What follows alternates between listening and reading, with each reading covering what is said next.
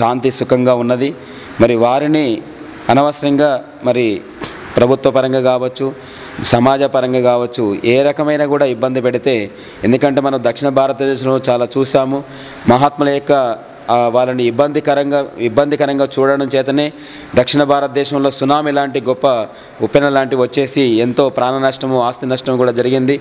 మరి ఉత్తర భారతదేశంలో కూడా కొంతమంది మహాత్ములను, ఆశారాం బాపూజీ లాంటి మహాత్ములందరినీ కూడా వారు మరి చెరసాలలో పెట్టి ఈ రకంగా ఇబ్బంది పెట్టడం అనేటువంటిది భక్తుల మనోభావాలకు సంబంధించినటువంటిది, అది ధర్మకు సంబంధించినటువంటిది. స్వామి, సంతశ్రీ ఆశారాంజీ బాపు సాధకులు చాలామంది ఉన్నారు, వారికి సందేశం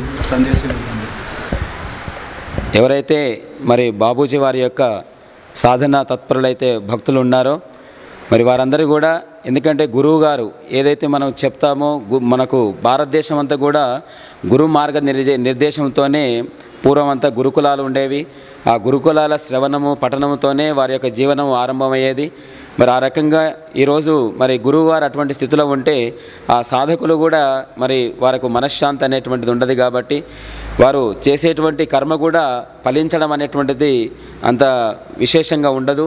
కాబట్టి అటువంటి గురువు గారికి వీరు ఎక్కువ మరి తొందరగా విముక్తి ఆ చెరసాల నుండి కలగాలని మంచి ధ్యానము, జపము, మరి యజ్ఞాది క్రతువులు కానీ, ధర్మకార్యాలు కానీ, సమాజపరంగా హితోక్తమైనటువంటి కర్మలు చేయడం ద్వారా వారికి మరి విశేషంగా ఫలితము, ఆ పుణ్య విశేషం చేత వారు కూడా దాని నుండి విముక్తి అవుతారని ఆశిస్తున్నాం. ధన్యవాదాలు.